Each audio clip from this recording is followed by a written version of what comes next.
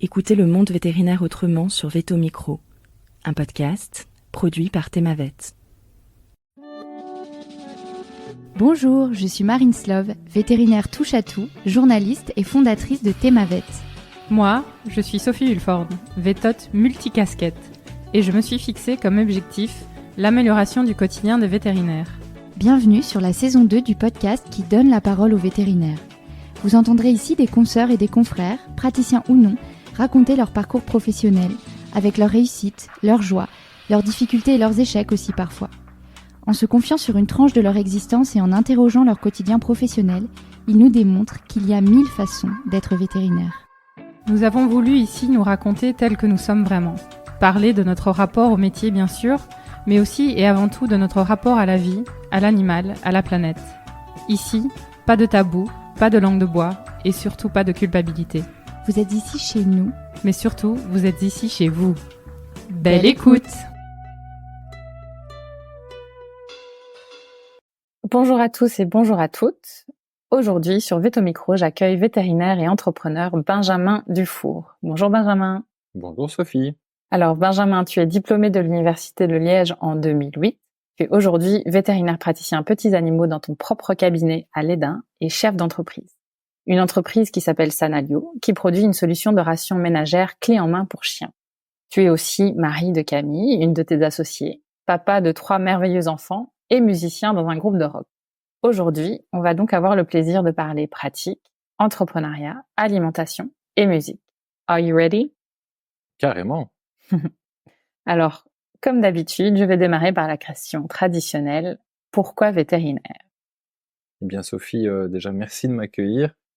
Ça me fait vachement plaisir que je puisse effectivement parler un petit peu de tout ça. Pourquoi vétérinaire? C'est vraiment quelque chose qui était, je pense, comme pas mal de vétérinaires, relativement inné. En tout cas, c'était une évidence vers l'âge de mes 12 ans. J'ai une espèce de voilà d'illumination entre guillemets et c'est vrai que j'étais un peu dans les chevaux à l'époque, hein. Je pense qu'il y a beaucoup de jeunes, c'est un peu comme ça, les gens qui font un petit peu d'équitation, ils se disent moi je serai vétérinaire. Et donc voilà, après je me suis un petit peu détaché du milieu équestre, mais j'ai eu toujours cette espèce de vocation qui est restée en moi, et donc voilà, j'ai commencé mes études euh, que j'ai finalement réussi. Et donc voilà, à la base ça part de ça. Et puis c'est sûr que je regrette vraiment pas, parce que c'est une super aventure, en tout cas comme formation. Je pense que c'est vraiment quelque chose qui est assez diversifié. Et puis je regrette pas du tout d'avoir choisi cette orientation là. Alors certains l'auront reconnu à ton accent, tu es belge, donc pas vraiment question d'aller étudier ailleurs, j'imagine, pour toi. Comment est-ce que tu as trouvé tes études en Belgique à l'époque? J'ai un si fort accent que ça. Pourtant on me dit, donc on est de la région de Tournai. On dit toujours que effectivement il n'y a pas tant d'accent que ça, mais effectivement c'est vrai que en plus je côtoie pas mal de Français en ce moment, et finalement on me dit que j'ai quand même un petit accent. Oui, c'était une évidence, en tout cas de rester en Belgique. Donc on avait le choix de commencer la formation dans quatre villes belges, et puis moi je suis directement parti sur Liège. C'était la destination la plus lointaine de Tournai, là où j'habitais. Mais c'est vrai que j'avais entendu dire que le côté convivial des Liégeois était assez sympa, et je suis quelqu'un d'assez convivial. J'aime bien les relations humaines, donc ça a joué, mais il y avait surtout le fait que c'était la seule école où on pouvait accomplir la totalité des études, et j'avais pas forcément envie en milieu de course de devoir changer d'établissement. Et donc voilà, je pense que c'est surtout ça qui a fait. De toute façon, j'aurais dû coter, c'est-à-dire, donc là, je m'explique pour les auditeurs français qui nous écoutent. Là, je sais que c'est un terme tout à fait belge. Donc vivre en colocation, quand on doit partir de chez ses parents, et vivre seul pendant le temps de ses études. Donc c'est vrai qu'en Belgique on utilise ce terme. De toute façon, les 4 écoles étaient trop loin de la maison, donc j'aurais dû loger ailleurs que chez moi. Mais voilà, c'était un petit peu tout ça qui a fait. Et puis, à un moment donné, il faut bien choisir une école, donc on se lance. Bon, très bien. Tu fais bien de rappeler ce terme, je l'avais même oublié, tu vois, ça m'a fait bien sourire quand tu l'as évoqué. Donc tes études se passent bien, tu réussis. Ensuite, tes premiers pas en tant que jeune vétérinaire, comment ça se passe? Donc, en fait, moi, j'avais la maman de Camille, de mon épouse, qui est vétérinaire depuis l'année de ma naissance. D'ailleurs, c'est assez comique. Donc, elle est diplômée en 1983 de Kuregem. Et comment ça se passe? Assez naturellement. J'ai fait quelques petits remplacements en France parce que les remplacements en France, ça se trouvait assez facilement. Et puis, Tournai est une ville assez frontalière. On est à 10 minutes de la frontière. Donc, j'ai été faire quelques petits remplacements en France, mais vraiment à peine un mois ou deux. Et puis, je me suis directement fait installer avec elle. Elle avait son cabinet toujours dans la région de Tournai. Et donc, on a décidé de travailler ensemble et on a transformé son cabinet qu'on a fait grossir un petit peu et on l'a transformé en centre. Et donc, elle a terminé sa carrière. Voilà, elle a pris sa pension et donc on a terminé sa carrière à deux. Quand tu te lances avec ta belle-mère, qui n'était pas encore ta belle-mère, je pense à l'époque, il me semble, mais ta future belle-mère, elle était déjà ta belle-mère. Okay. On n'était pas encore mariés. Oui, voilà, c'est ça. Voilà, mais effectivement, je suis avec Camille depuis très longtemps. C'est déjà entre guillemets ma belle-mère, oui. Ok. Et donc, tu lances aussi une partie équine quand tu te lances avec elle, mais que tu abandonnes au bout de 5 ans. Et je voulais savoir comment s'était passée cette période-là et pourquoi tu décides d'abandonner l'équine. En tout cas, moi, la représentation de la médecine équine que je me suis faite, c'est quand même, c'est un petit peu parfois ce qu'on m'avait décrit. C'est une clientèle assez particulière, des horaires qui sont quand même assez contraignants. Je faisais un petit peu de suivi de reproduction. Enfin, je faisais un petit peu de tout. Donc, j'avais fait dans mes stages de dernière année, j'avais fait une partie à la clinique de Morette, qui était quand même une clinique à Ternat, qui avait un niveau en équine qui était assez intéressant, et j'avais fait mon autre partie de stage en petits animaux, donc j'avais vraiment les deux visions du métier, en tout cas pendant mes stages, et donc tout naturellement, oui, j'ai commencé une pratique un petit peu sur les deux, pour voir aussi ce qui me plaisait le plus, et je pense que oui, c'est la rigueur que ça demande au niveau du travail. J'ai toujours eu envie quand même d'avoir une vie de famille aussi, de pouvoir consacrer du temps, à mes enfants, à mon épouse, etc. Et donc c'était assez compliqué. Et puis de nouveau, alors moi c'est l'expérience que j'en ai eue. Hein, tous les équins peut-être ne se reconnaîtront pas là-dedans, mais j'ai trouvé que en fait si on n'était pas 100% équine, 100% super bien équipé, etc., que entre guillemets dans la tête de certains propriétaires on restait parfois un petit peu le petit vétérinaire, hein, c'est des mots que j'ai déjà entendus, je les invente pas, et donc voilà, je me suis dit à un moment donné, soit je dois être à 100% dedans, soit ça me convient pas de travailler comme ça entre guillemets à moitié, et donc voilà, je me suis dit j'arrête la pratique de l'équipe. Ok, d'accord, très clair. Quelque chose de plutôt expérimental et qui t'a permis finalement de trancher, de dire ok, stop, je me mets à 100% sur les petits animaux. C'est ça, tout à fait. Et quelles étaient tes ambitions à ce moment-là? Donc ta belle-mère prend sa retraite, tu investis ton propre cabinet. Avant que tu viennes l'idée de Sanalio, comment tu voyais la profession et peut-être ton avenir là-dedans? Mais moi, à un moment donné, là, donc il y a à peu près, oui, il y a à peu près, finalement, il y aura vite une dizaine d'années de cette situation-là, quand je monte mon propre cabinet, etc. En fait, là, je suis très très actif au niveau de la musique, et je suis presque au point de me demander est-ce que je suis plutôt musicien ou plutôt vétérinaire. Donc, à ce moment-là, je monte mon cabinet pour faire de la médecine générale en petits animaux avec une clientèle relativement locale, et je laisse une place vraiment importante à la musique, donc quand même à peu près 2 jours par semaine, entre les enregistrements, les dates de concert, les moments de composition, parce qu'à ce moment-là, donc j'avais un groupe qui était qui proposait ses propres compositions, où on partait à Bruxelles pour enregistrer dans des studios, etc. Donc c'était quand même 2 jours par semaine dans une vie active, c'est quand même évidemment ça prend quand même de la place. Et donc c'était vraiment ça au départ. Et puis après, effectivement, là, ça a changé un petit peu avec l'arrivée du scénario. Et puis à un moment donné, il faut faire des choix. On peut pas se couper en deux, et on a que 24 heures dans une journée. D'accord, on y reviendra alors sur ce sujet vie perso, vie pro justement. Donc 2013, le flash, l'idée, Sanalio, explique-nous comment c'est venu.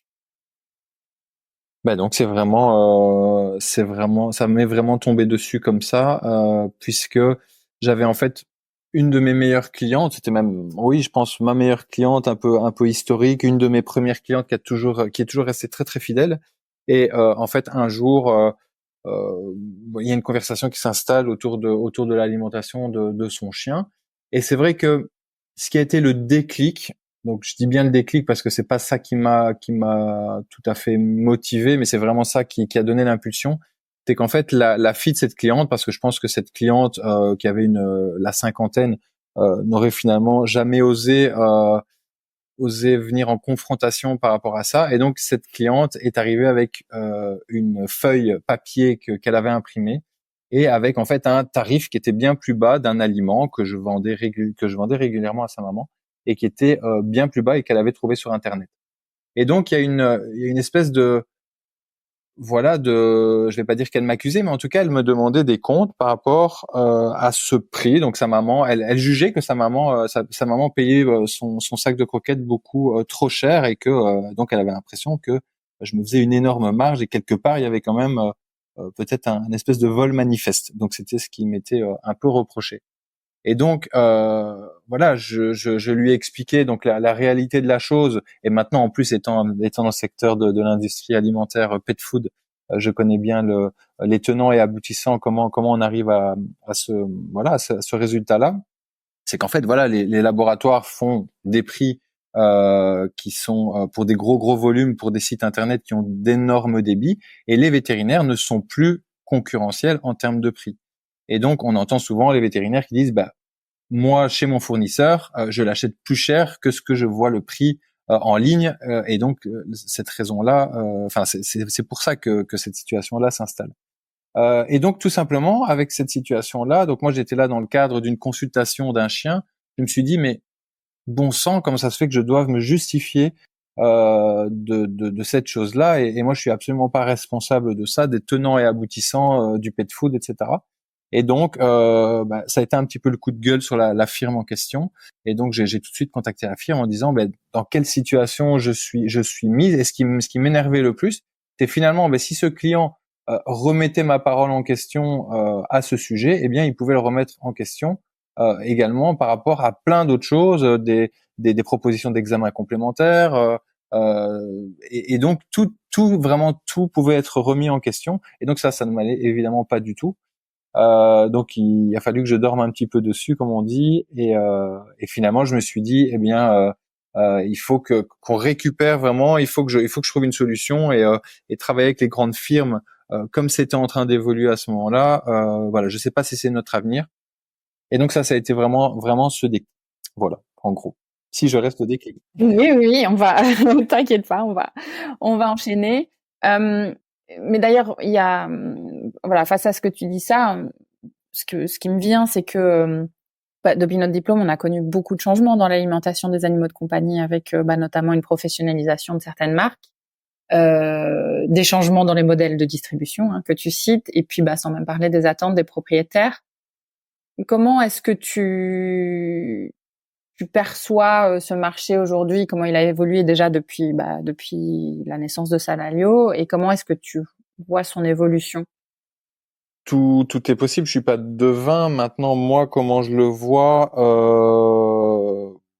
je suis ravi qu'on ait finalement sorti une alternative. Quand même, peut-être pour la petite histoire. Donc, juste pour donner le contexte avant d'aller plus loin dans comment je vois l'évolution du marché de l'alimentation pour les animaux de compagnie.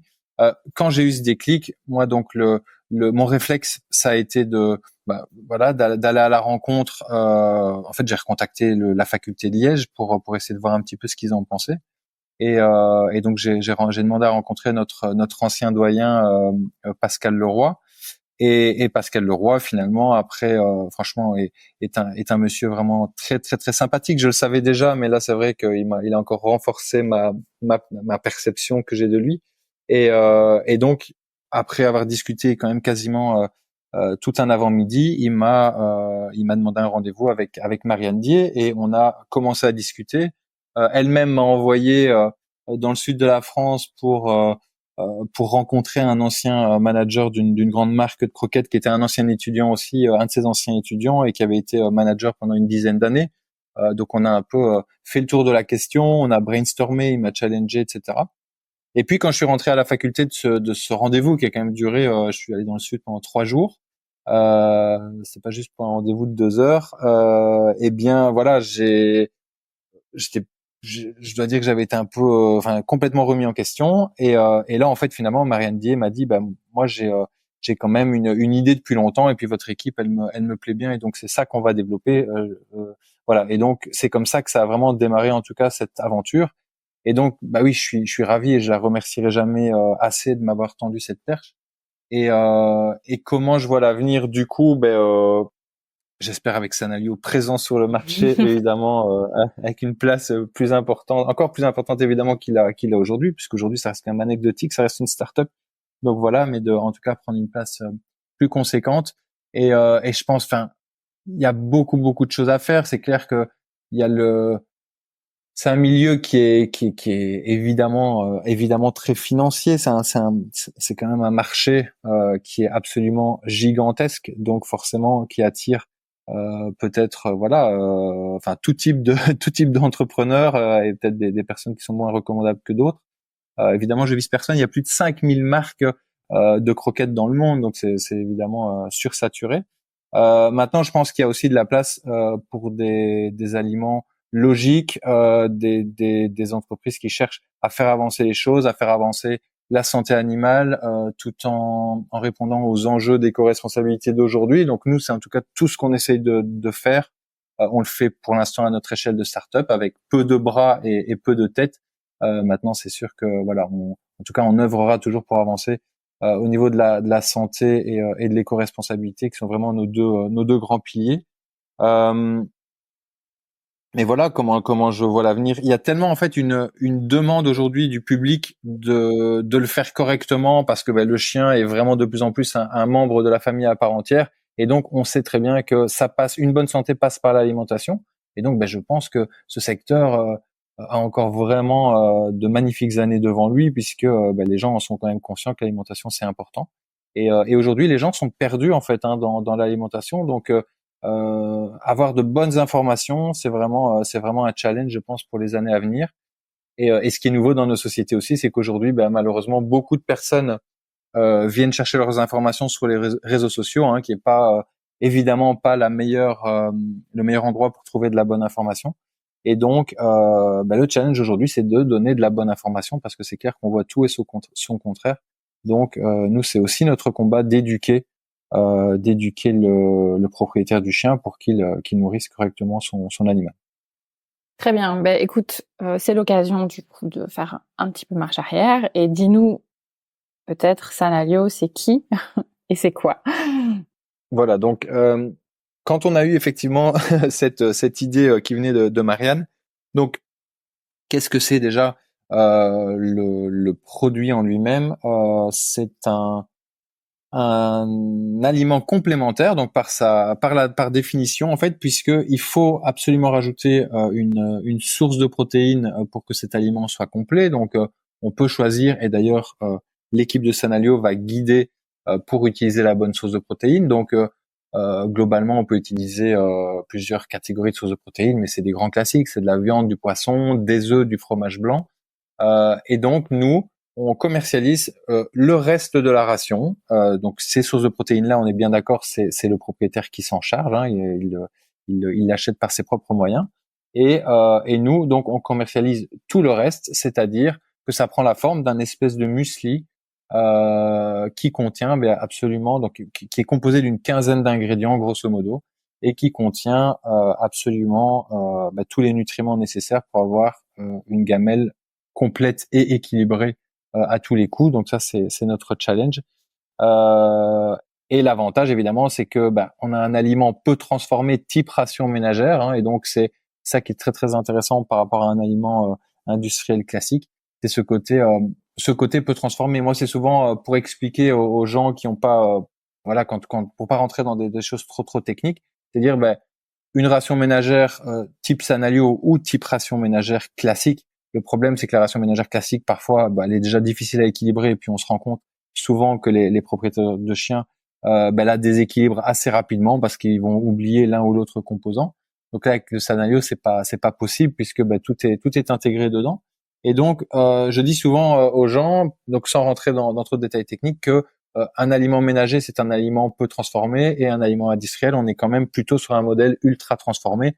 Et ça, c'est quelque chose qui parle aux gens parce que eux savent très bien que quelqu'un qui mange toujours de l'ultra transformé, c'est quand même moins bien que de manger quelque chose qui est un peu moins transformé. Donc voilà. Donc ça, c'est pour le produit. Il y a des applications vétérinaires, évidemment. On peut adapter le Sanalio puisqu'on touche à la source de protéines. Il y a moyen de faire beaucoup de choses en termes d'adaptation. Donc on le voit aujourd'hui, et ça on communique de plus en plus dessus. On fait beaucoup de recherches aussi et développement par rapport à ça. On le voit vraiment comme un couteau suisse et comme un outil supplémentaire dans l'arsenal thérapeutique du vétérinaire. Donc ça, évidemment, c'est ultra intéressant en étant sur une gamme réduite, puisque c'est vraiment la variété des protéines qui va faire que la gamme va d'elle-même pouvoir avoir plusieurs applications. Et je pense que tout le monde et les vétérinaires en premier sont en demande d'avoir des gammes qui sont pas trop complexes en termes d'avoir plein de produits différents, parce que forcément sinon ils doivent stocker énormément et parfois ils s'y retrouvent plus très bien. Donc ça, c'est évidemment une grosse demande. Donc ça, c'est pour le produit. J'espère que j'ai été clair. Très bien, très clair. Je pense qu'on a tous, je pense qu'en tant que vétérinaire, on a tous vécu les scénarios de demande de propriétaires qui veulent donner à manger à leurs chiens et qui veulent faire la ration ménagère, et on se gratte la tête en se disant oh là là, je vais encore devoir formuler une ration ménagère, et on sait à quel point c'est complexe et à quel point c'est facilement erroné. On peut facilement dévier aussi. Exactement. Forcément. Et voilà. Ce qui est un gold standard à un moment donné, le devient pas forcément si effectivement ça devient un petit peu n'importe quoi. Ouais. Voilà. Tout à fait. Et en plus, moi j'ajouterais quand même que on a donc effectivement, quand on a de la demande de ration ménagère, évidemment le Sanalio, c'est parfait pour ça, mais vraiment pas que, justement. Et ça, on a peut-être pas assez nous insisté au départ, quand on a aussi alors on connaissait le produit, mais maintenant on a 2 ans et demi de recul sur le terrain, et donc quand même pas mal de cas cliniques qui s'accumulent, etc. Et donc on se rend compte vraiment que le côté ménager apporte et bien équilibré, apporte des solutions vraiment thérapeutiques. Je pense à des problèmes, par exemple gastro-intestinaux, des gastrites chroniques. Moi j'ai été dans le sud de la France là il y a plus ou moins un mois d'ici, et j'ai eu un vétérinaire qui m'a vraiment dit, c'est un de nos meilleurs clients, il m'a dit c'est bluffant parce qu'en fait pour des gastrites chroniques, des chiens typiquement qui vomissent par exemple une fois par semaine, ça dure depuis des années, et puis on trouve pas exactement ce qui se passe. Eh bien, le fait de passer sur un aliment type ration ménagère peu transformé, ça résout quand même pas mal de soucis. Donc probablement parce que il y a certains constituants qui sont présents dans les aliments industriels pour la conservation, pour toute une série d'autres applications, et également le côté digestibilité. De nouveau, l'aliment, moi je ne crache pas du tout évidemment sur l'alimentation industrielle. Je pense que ça a été magique, et c'est toujours magique dans le sens où on a évité toute une série de carences qui étaient bien plus présentes avant leur présence. Donc ça, c'est très très bien évidemment. Mais par contre, en fait, on perd un petit peu en digestibilité, notamment sur de l'aliment sec, par le phénomène d'extrusion, donc qui est un phénomène physique qui permet la déshydratation et l'extrusion, donc pour faire le côté croquant aéré de la croquette. Mais il n'y a rien à faire. Le fait de monter en température et de procéder à cette technique de fabrication, on va dénaturer certains nutriments et donc perdre certaines qualités nutritionnelles. Et il y a des chiens tout simplement qui sont plus sensibles que d'autres, et donc ça peut être vraiment une bonne solution de passer en ménager. Voilà, et d'autres applications aussi qui sont intéressantes. Donc tout ça pour dire que pourquoi pas à un moment donné penser le Sanalio en première intention, et pas finalement attendre d'avoir des demandes spécifiques de ration ménagère. Donc nous, c'est ce qu'on essaie d'inculquer un petit peu aujourd'hui. les fameux ajustements des startups. Donc ça, c'est le c'est quoi, très clair.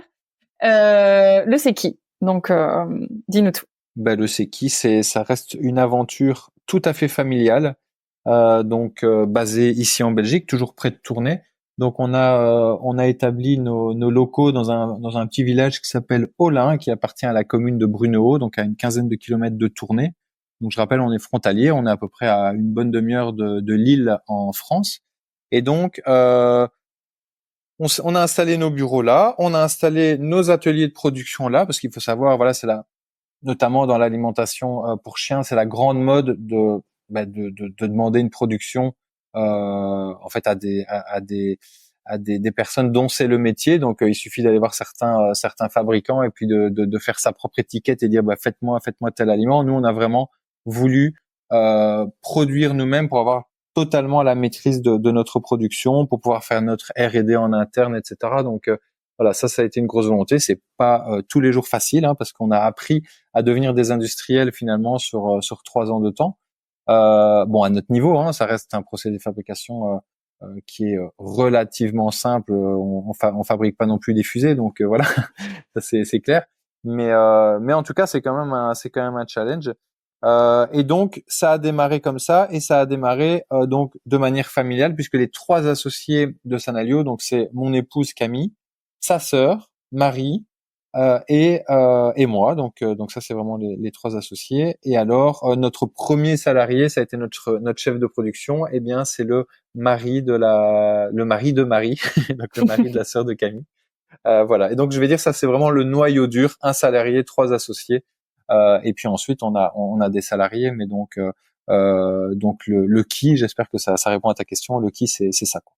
Ouais, super, merci beaucoup. Tu l'as dit aussi précédemment, Sanalio a aussi vocation d'être éco-responsable. Est-ce que tu peux détailler un peu plus? Oui. Donc, comme disait, c'était une phrase de Camille qui disait, je trouve que ça résume assez bien, c'est qu'on n'a pas voulu faire un produit de plus. On est un produit qui se veut différent par sa forme. On essaie de protéger un petit peu autant que faire se peut le réseau de distribution des vétérinaires. Donc, c'est sûr qu'on est à l'heure de la digitalisation, etc. Mais il est quand même logique que le vétérinaire qui passe une demi-heure à faire une recommandation nutritionnelle, voilà, il est quand même un petit peu la main mise sur cet aliment. Alors voilà, je pense que c'est pas un secret et ça me paraît logique. Il y a une petite marge qui est générée chez le vétérinaire qui fait une recommandation et qui vend. Il y a des bâtiments à chauffer, il y a des salariés à payer pour donner le sac au propriétaire. J'ai l'impression que parfois les propriétaires pensent que presque le vétérinaire ne gagne rien à revendre de l'aliment. Voilà, ça me paraît tout à fait logique. Dans toutes les autres professions, c'est évidemment absolument comme ça. Donc ça s'appelle le commerce, tout simplement. On achète quelque chose un peu moins cher, on le revend un petit peu plus cher. Sauf que chez le vétérinaire, ça a tout son sens, puisqu'évidemment en général ça va avec un conseil. Et donc c'est important de pouvoir utiliser les produits qu'on achète de manière correcte. Donc tout simplement pour dire que on avait donc de par la forme et de par finalement tout, on se voulait différenciant.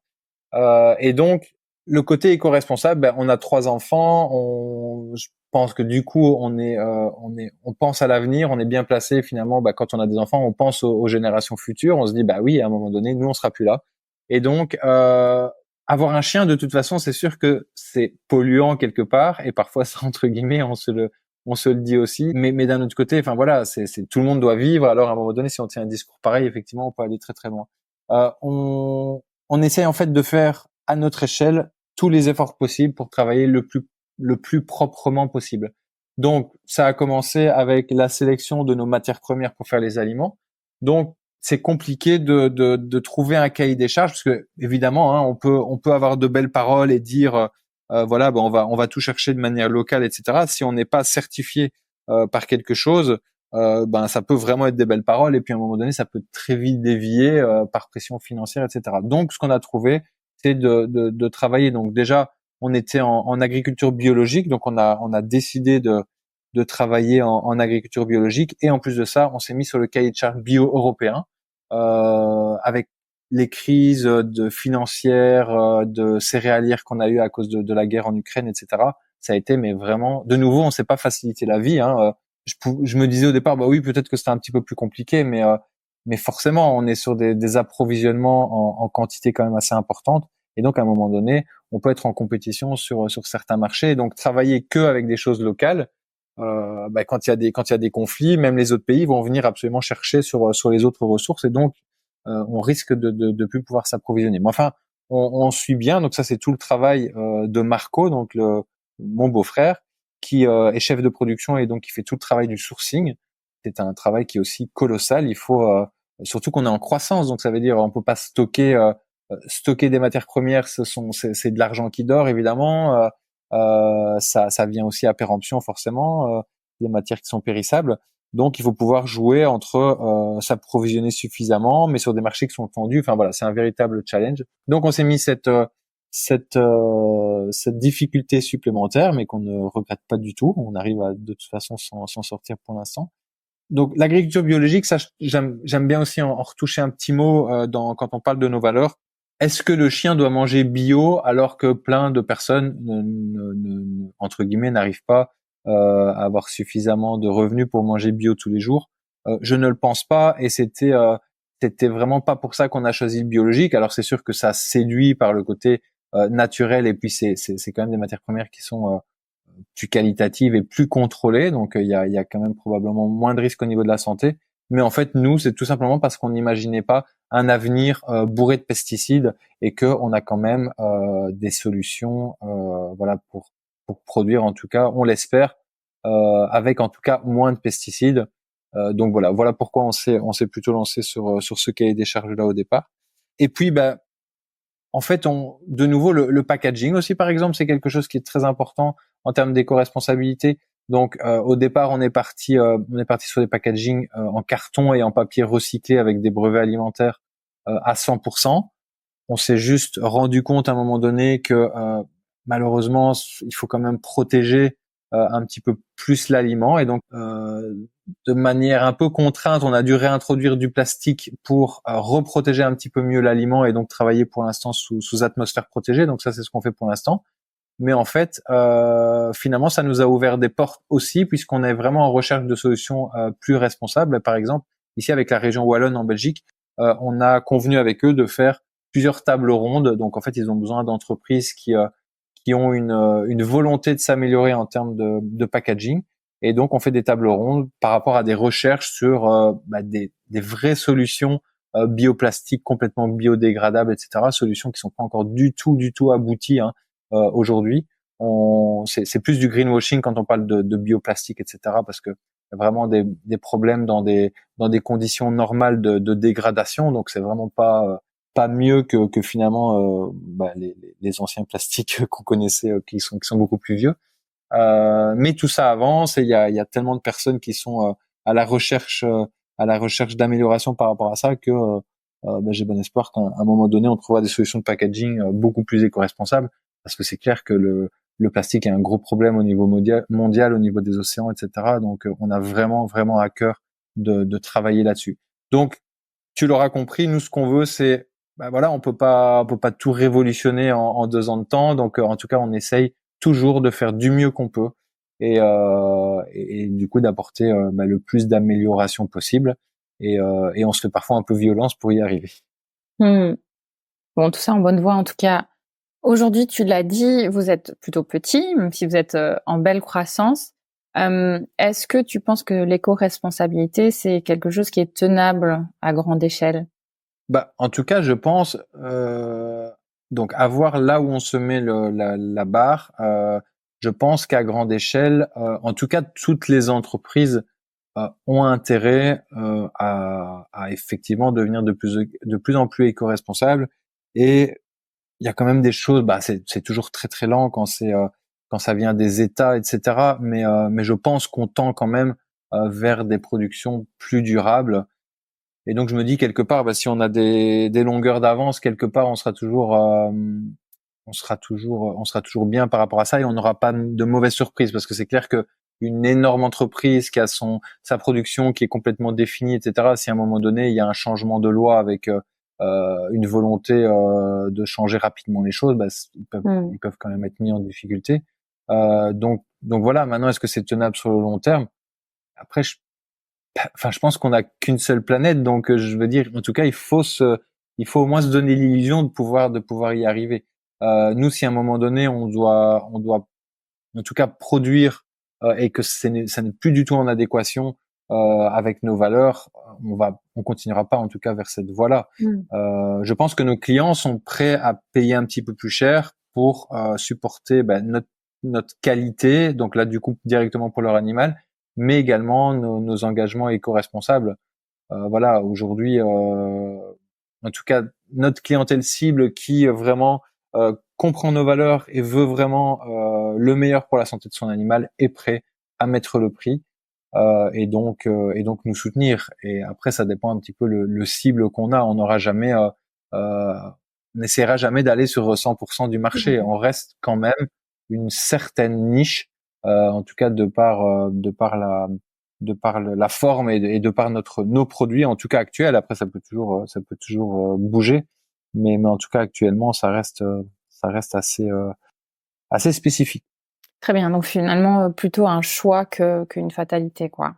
Oui, en fait, moi j'ai toujours été d'avis que on peut, si on propose pas en fait au public, bien les gens n'ont pas le choix. Donc par exemple, je prends voilà, après je sais pas si les marques seront peut-être bipées, mais bon, je suis pas obligé de citer la marque, tout le monde se reconnaîtra. Si si dans une grande surface il y a que des sodas de la marque très connue qui sont à vendre et que tu n'as pas les jus du petit artisan local, eh bien les gens, ils ont besoin d'acheter une boisson, ils vont acheter le soda forcément. Si à un moment donné, il y a une possibilité pour eux d'acheter différemment, ben voilà, ils vont le faire, mais il faut qu'on leur en donne la possibilité dans une société où tout le monde court et personne n'a le temps. Donc voilà, moi c'est ce que je me suis toujours dit, c'est que les gens, si on leur explique, je pense qu'ils sont preneurs, ils sont preneurs de faire qu'il y ait du changement et de consommer différemment. Mais si on leur donne pas les facilités pour pouvoir acheter les bons produits, là ils le font pas quoi. Très clair. Alors, tu as parlé tout à l'heure de challenge, de difficultés. Quels sont les plus gros challenges, les plus grosses difficultés que tu as rencontrées, que vous avez rencontrées depuis l'idéation de Sanalio? Oh, par lequel je commence? Bon, allez, un top 3, allez. Alors, le top 3, enfin, on peut un peu aborder ce sujet-là. En fait, je pense que quand on entreprend ce genre de choses, si on n'est pas épaulé, accompagné, je pense qu'on tient pas le coup tout simplement parce qu'on n'est pas formé en tant que vétérinaire. On n'est pas du tout formé à ce genre d'entrepreneuriat. Donc déjà, c'est connu quand on ouvre une pratique, surtout si elle est un petit peu plus grande et qu'il commence à y avoir des gestions de ressources humaines, etc. C'est déjà pas facile du tout, mais ça reste quand même vraiment dans le milieu dans la pratique de la médecine vétérinaire. Mais quand on passe le cap de partir sur quelque chose qui est quand même hors secteur. Bon, après là, nos clients restent les vétérinaires quand même, donc on va dire qu'on est un petit peu dedans quand même, mais c'est quand même sur un secteur qui est totalement différent. Si on n'arrive pas à avoir les structures d'aide et d'accompagnement et qu'on n'a pas le bon interlocuteur et la bonne personne à qui parler, à qui se confier, je pense que j'aurais déjà arrêté depuis vraiment très longtemps. Je pense que pour moi, le premier challenge, c'est l'humain. L'humain, quand on travaille en équipe, après ça, forcément, les vétérinaires qui travaillent dans des plus grosses équipes, c'est exactement la même chose aussi, mais la gestion de l'humain, la gestion des émotions, la gestion de finalement la motivation intrinsèque qu'on a de la part de nos salariés, le côté mission finalement que nos salariés peuvent ressentir, c'est ultra important. Et donc la communication avec tous les collaborateurs, c'est ultra important pour vraiment avoir de l'engagement de la part de nos collaborateurs. Et en fait, pour une startup, une startup égale une petite trésorerie. On commence de quasiment rien.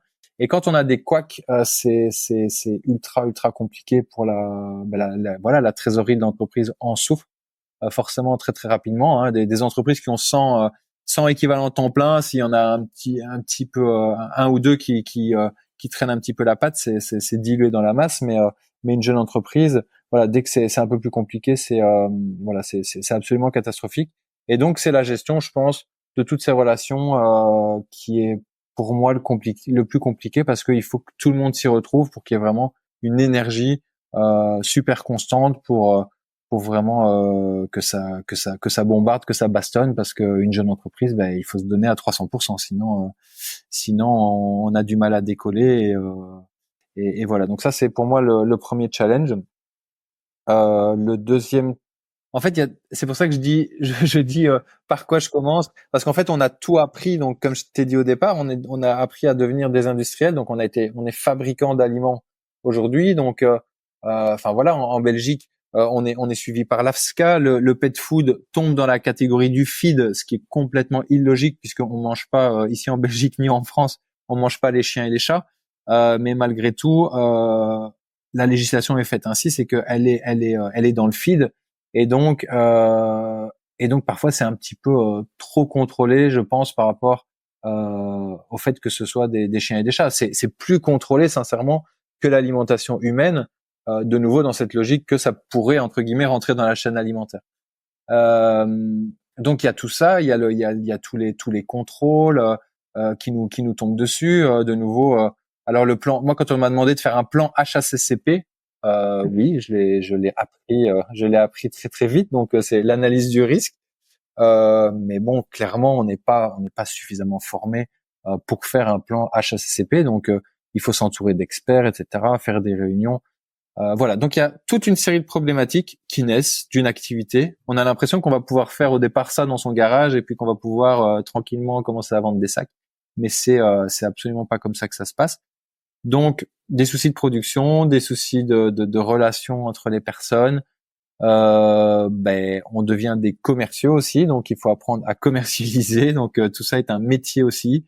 Nous on a eu assez rapidement 3 commerciaux qui étaient sur le terrain, donc ces commerciaux il faut les manager. En plus on avait des commerciaux qui étaient à distance. Quand un commercial habite à 600 km, on peut pas le voir tous les jours. Donc voilà, tout ça est absolument très challengeant. Ça peut faire peur parfois, mais on arrive quand même finalement à régler les problèmes, à aller de l'avant. Et puis par contre, mais ça c'est connu pour les jeunes entrepreneurs, c'est le fameux ascenseur émotionnel. Donc voilà, il y a des trucs, quand c'est une difficulté, on s'en prend un gros coup, mais par contre après il y a des moments de joie qui sont intenses, où là on se dit mais carrément ça nous drive, ça nous booste à fond.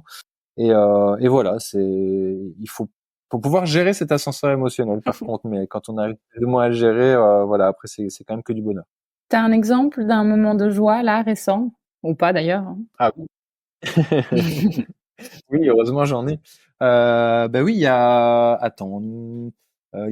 une semaine, même pas, on a gagné le prix du public WAP Innov. Donc c'est un concours de l'innovation en Wallonie-Picarde, donc notre partie de la Wallonie.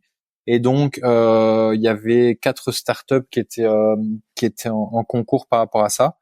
Et donc il y avait un prix du jury et un prix du public. Donc on a remporté haut la main le prix du public. Et ça, ce qui nous fait vraiment plaisir, c'est que le public, en fait, finalement, c'est quand même la plupart de nos clients. Et donc on se rend compte qu'on a des clients qui nous supportent, qui suivent vraiment l'évolution de la startup, etc. Et donc ça, oui, évidemment, on était super super contents de recevoir ce prix, et on s'est empressé de remercier tous les gens qui ont voté pour nous.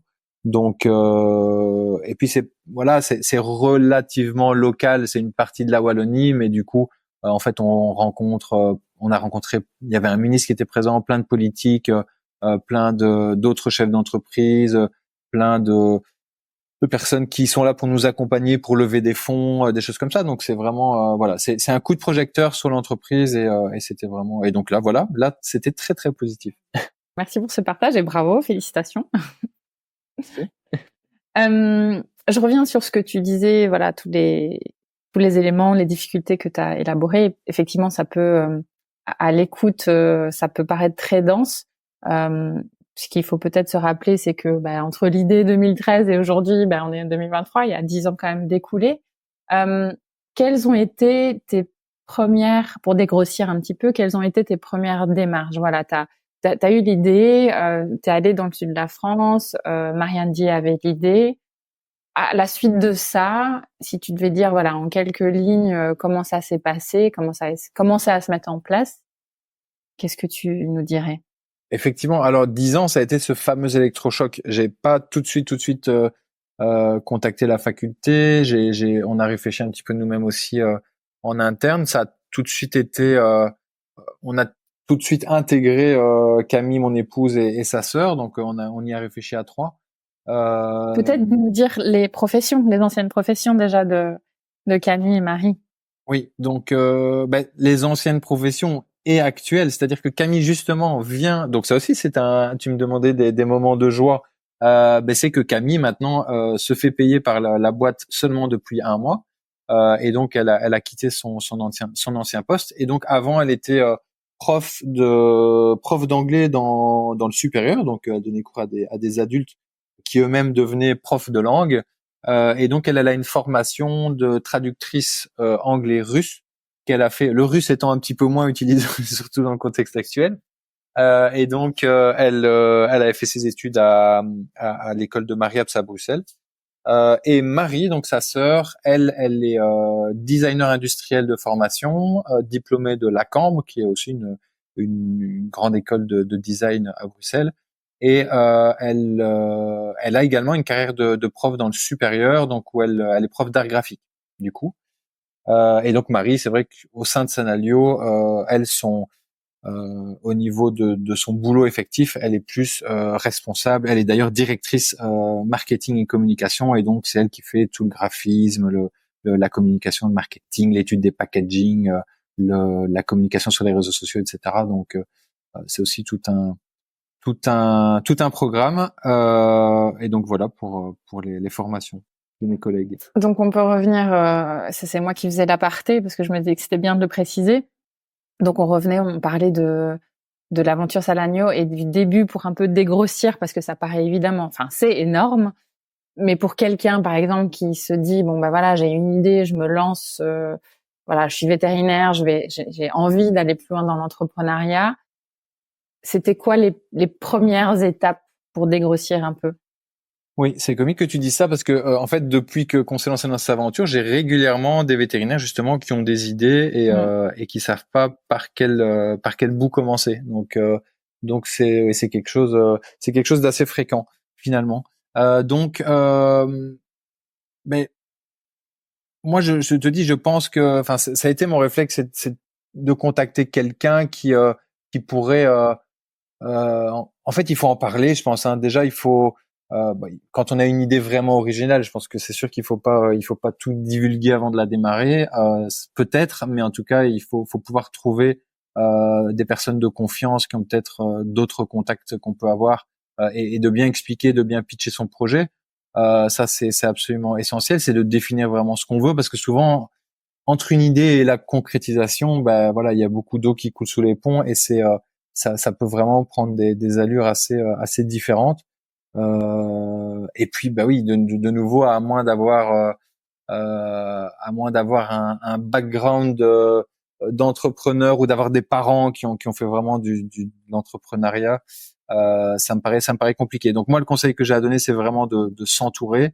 Et je te dis, c'est ce que j'ai fait. Moi, j'ai contacté, voilà, ça a été Pascal Leroy, mais ça aurait pu être une autre personne. Pascal Leroy, d'ailleurs, m'avait aussi fait rencontrer d'autres personnes qui avaient fait des écoles de commerce, etc.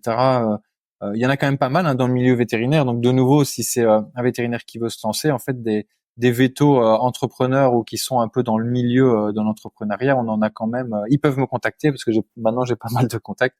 Donc voilà. Mais je pense qu'il faut en parler. C'est la seule solution, et se faire aiguiller. Et comme je te disais aussi, aujourd'hui, moi, c'est absolument essentiel de se faire aiguiller. J'ai eu la chance, enfin, on a eu la chance tous les trois de rentrer dans le réseau Entreprendre. C'est pas très connu en tout cas dans le milieu vétérinaire, mais le réseau Entreprendre, c'est un réseau qui avait été initié par les Mullier, donc les célèbres patrons de Auchan, parce qu'ils se rendaient compte que justement les jeunes entrepreneurs étaient un petit peu esselés et perdus finalement dans le début de leur activité.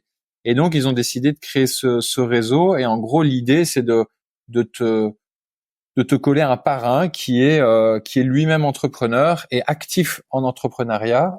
Ça c'est hyper important, hein, parce qu'il y a aussi des coachs qui existent plutôt dans le public, etc. Mais c'est pas des gens, c'est des gens qui font du bureau. C'est pas des gens qui sont réellement entrepreneurs. Mais là, je te parle vraiment de gens qui sont entrepreneurs eux-mêmes et qui ont déjà plusieurs dizaines d'années d'expérience. Et donc ça c'est absolument génial. Ce projet-là est essentiel pour éviter de faire des erreurs, pour te rediriger ou pour te remettre un petit peu d'aplomb quand t'as trop de doutes. Donc voilà, je sais pas si ça répond à ta question. Si, je pense que c'est déjà un très bon conseil. Je pense que souvent on a une première idée et on sait pas, voilà, ça paraît un Everest devant nous, et que la première chose évidemment c'est d'en parler autour de soi. On a parfois peur aussi. Tu disais justement le côté partage d'idées, se dire quelqu'un va nous la piquer. Comme tu l'as dit très justement, entre avoir une idée et la mettre en œuvre, il y a un monde de différence. Et probablement, il y a plus d'avantages à en parler autour de soi et avoir des bons contacts et faire de belles rencontres que garder son idée pour soi et puis finalement jamais la concrétiser. En tout cas, moi, je pense que c'est un très bon premier conseil. Et puis souvent, c'est une histoire de rencontre. Et puis une fois qu'on met les choses en marche, c'est rencontre, petit à petit, les choses se font. Donc oui, très très bien. Ça répondait à mes questions. Je vais basculer un petit peu sur justement le côté vie perso, vie pro. Donc, Sanario grandit progressivement, prendre l'ampleur en francophonie. Comment est-ce que tu arrives à maintenir les deux activités, c'est-à-dire celle de praticien et celui de chef d'entreprise?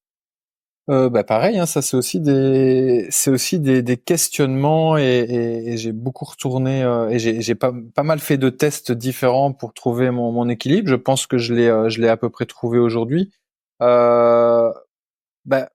De nouveau, on est tous les deux avec mon épouse dedans dans Sanalio, avec de nouveau 3 enfants. Donc ça c'est hyper important et ça a été pas mal de sujets de discussion, de garder absolument notre équilibre. En fait, on veut pas se retourner un jour et puis que les enfants aient 18 ans et qui quittent le nid familial, ils partent à l'UNIF ou travailler et qu'on se dise mais en fait je les ai absolument pas vus grandir. Donc c'est vrai que c'est essentiel pour nous de leur accorder du temps, de passer du temps et parfois alors de faire des choix et de se dire voilà, le pro va attendre un petit peu pour telle ou telle chose.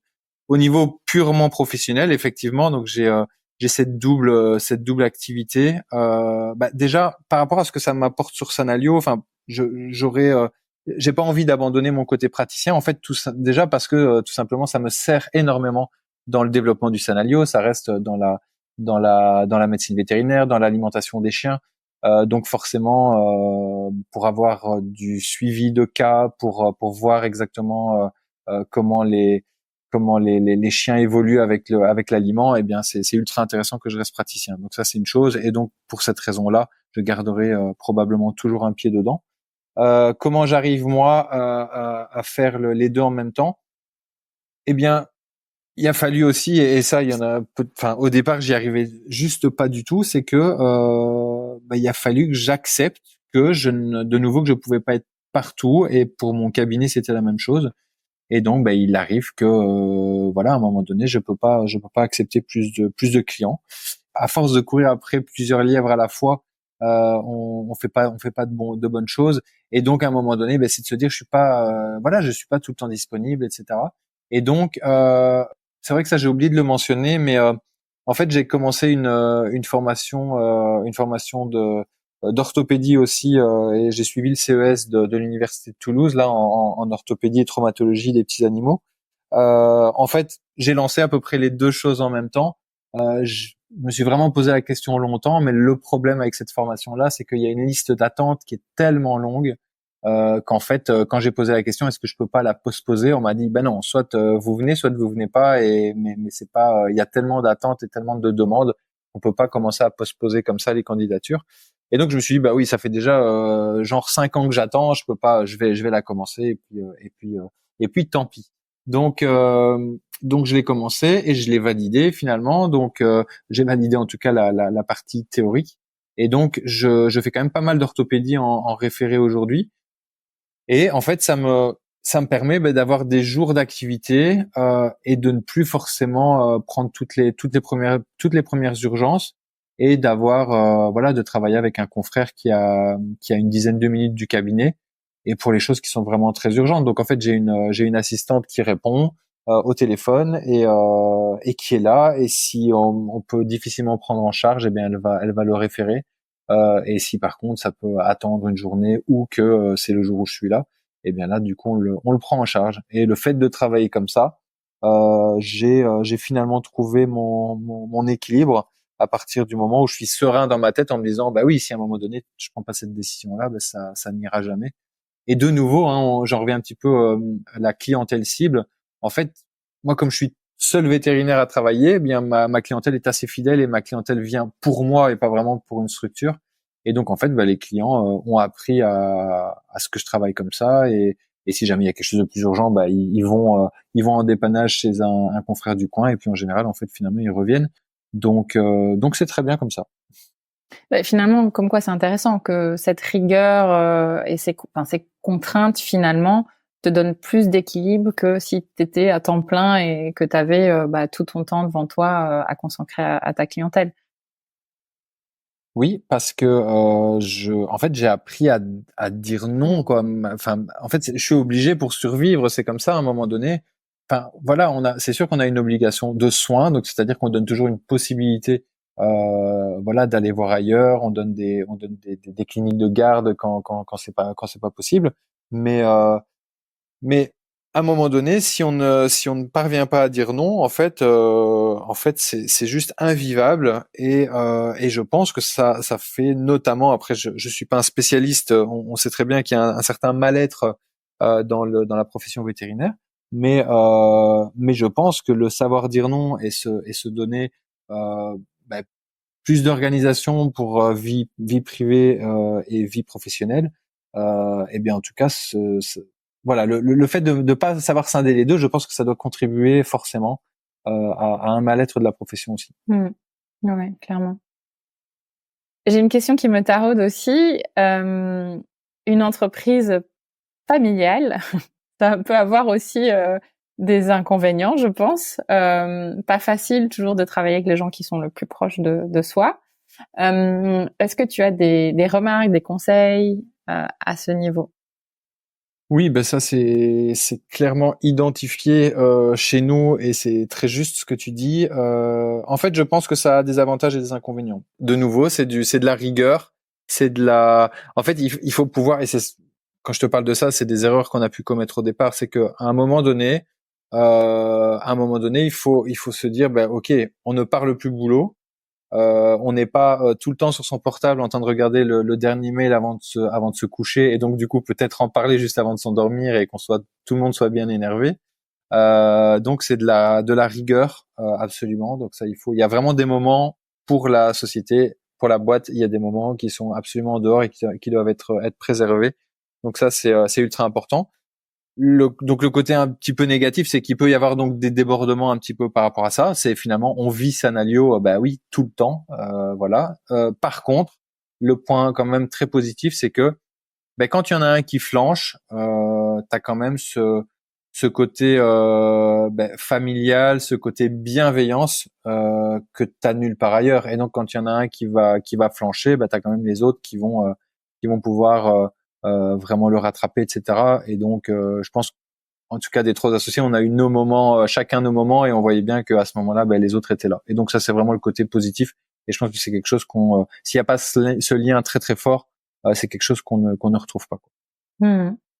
Très clair. Vos ambitions aujourd'hui pour Sanalio? Prendre une certaine place. Donc aujourd'hui ça, enfin alors c'est peut-être une impression, moi je veux toujours que ça aille plus vite, plus loin. J'ai l'impression que ça reste probablement trop anecdotique.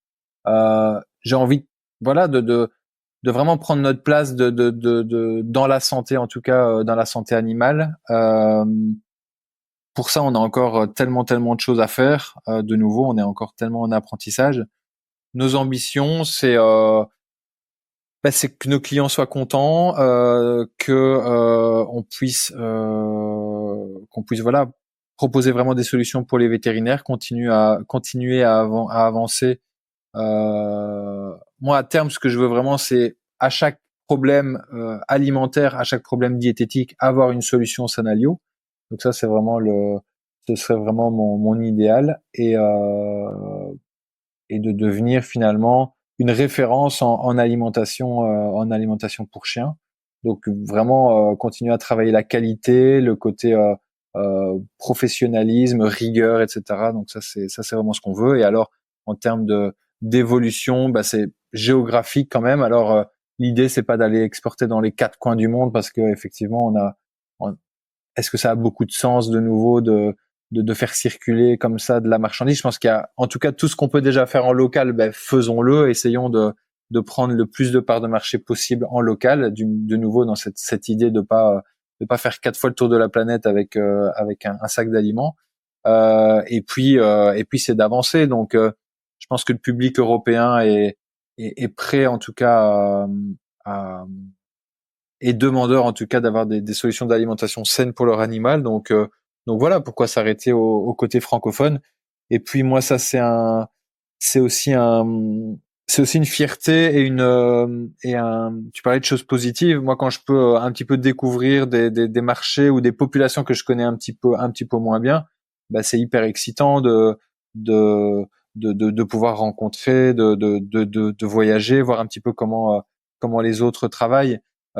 J'avais fait par exemple en orthopédie, j'avais fait une formation à Édimbourg, en Écosse, une formation voilà donnée par l'association orthopédique. C'était une révélation pour moi. Je me suis dit mais en fait on sort un petit peu de notre bulle franco-française ou franco-belge, et en fait les mentalités, les façons d'apprendre, etc. sont complètement différentes, et ça m'avait fait vraiment beaucoup de bien. Donc une volonté, oui, de s'élargir un petit peu. Et je pense que ce sera déjà bien si on arrive à faire ça. Clairement. La musique dans tout ça, t'arrives encore à pratiquer? Ça te manque pas trop? Choisir c'est renoncer, comme on dit, mais Oui, je pratique toujours. Je pratique moins fort qu'à l'époque. Euh, je le fais différemment. Donc j'ai toujours gardé un pied dedans. Donc j'ai jamais arrêté la scène. En fait, j'ai toujours eu des groupes qui donnaient des représentations. Une petite anecdote du coup, parce que là c'est très vétérinaire musicien. Tu vas voir, je m'explique. L'année passée, au dernier France Vet, donc on avait un stand avec Sanalio. Et en fait, donc ça s'était terminé je sais plus si c'était samedi soir ou le dimanche soir, mais donc on a remballé le stand vers 18h, et en fait à 22h j'avais un concert. Donc là le salon se déroulait à Paris. Nous on remontait, du coup on est tout près de Lille, donc on remontait vers Lille, et coup de bol j'avais une date à Saint-Quentin, donc c'est à peu près pile entre les deux. Et en fait voilà, là on avait un gros festival, on a joué devant 5000 personnes, et on partageait en fait la scène avec Norbert Krief, qui est le fondateur du groupe Trust. Alors je sais pas si ça te parle. Donc c'est leur plus grand tube, c'est Antisocial, hein, pour les amateurs de rock français, c'est assez connu, et c'est un monsieur qui a été le guitariste de Johnny Hallyday pendant 7 ans.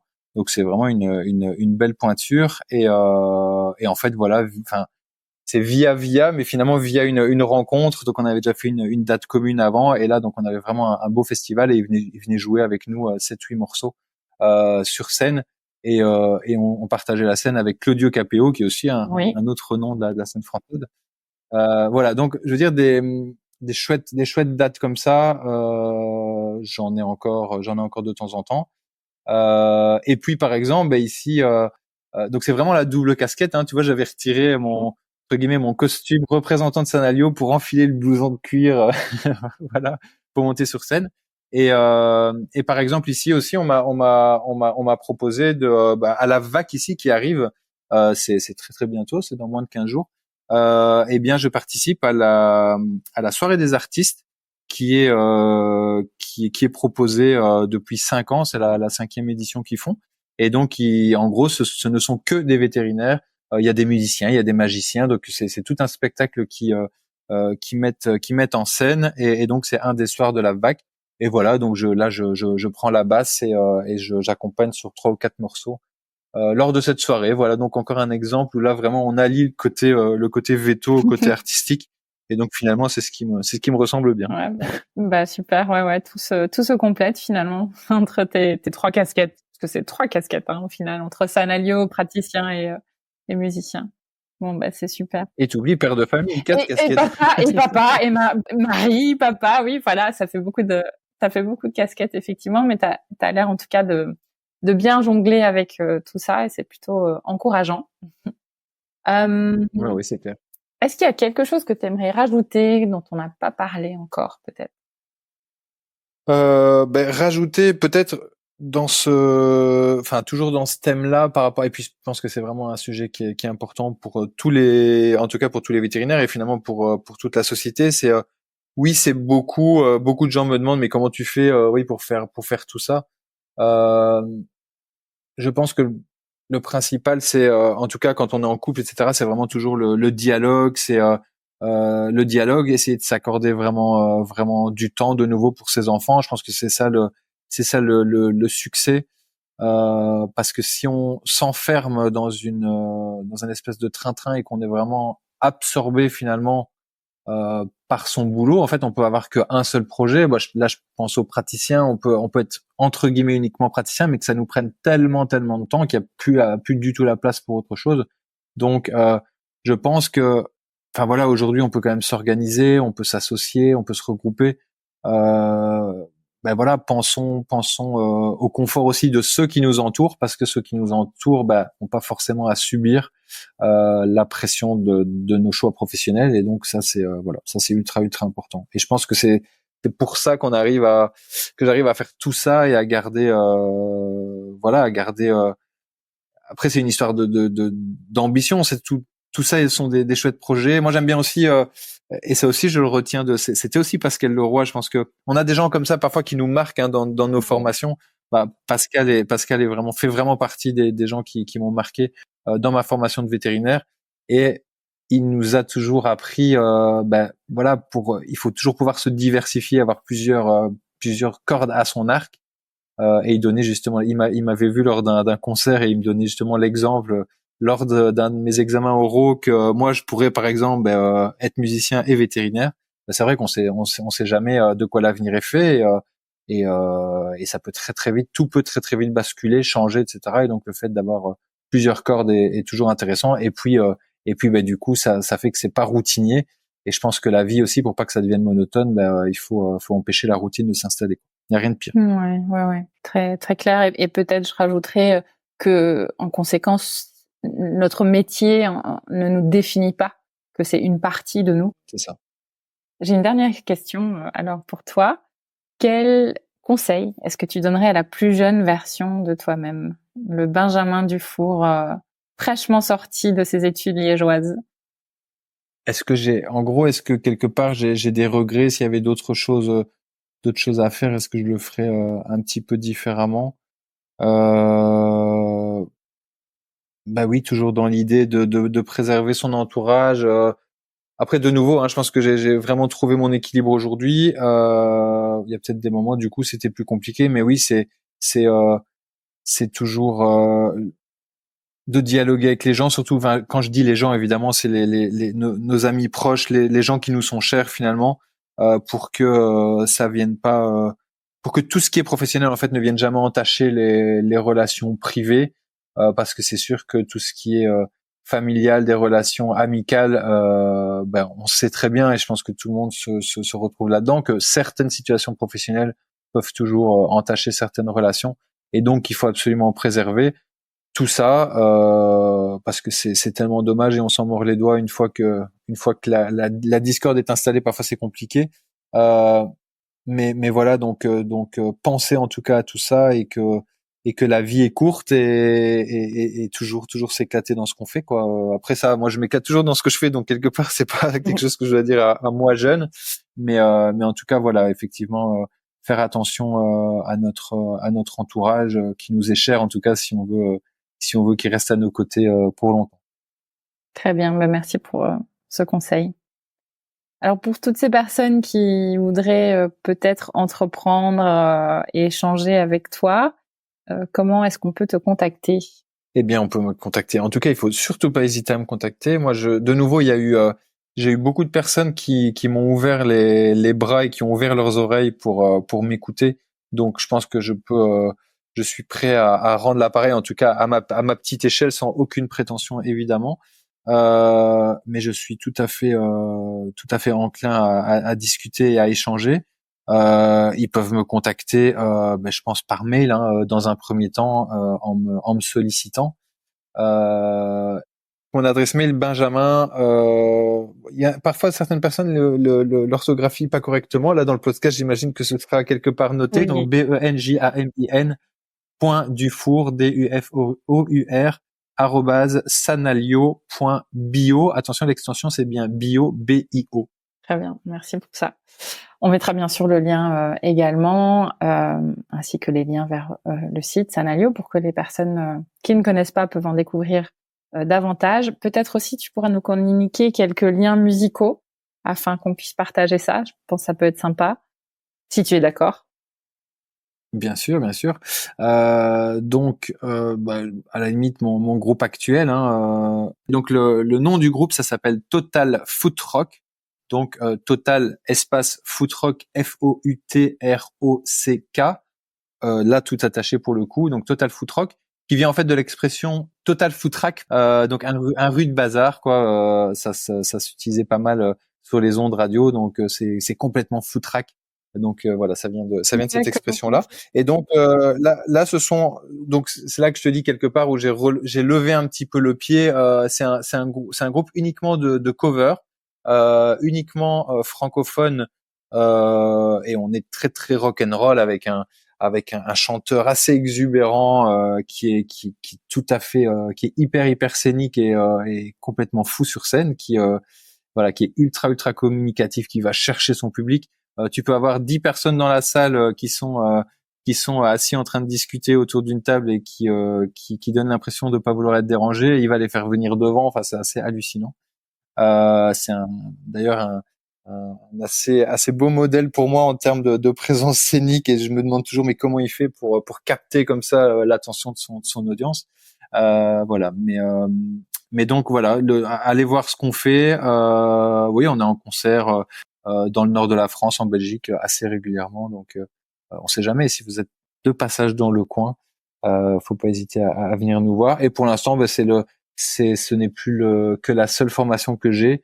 Oui, j'ai eu un moment de 2 ou 3 groupes en même temps, mais là, clairement, voilà, de nouveau, il faut faire des choix. Donc, je me sens pas bien sans musique, donc c'est pour ça que je garde un pied dedans, mais je peux plus y consacrer autant de temps qu'auparavant.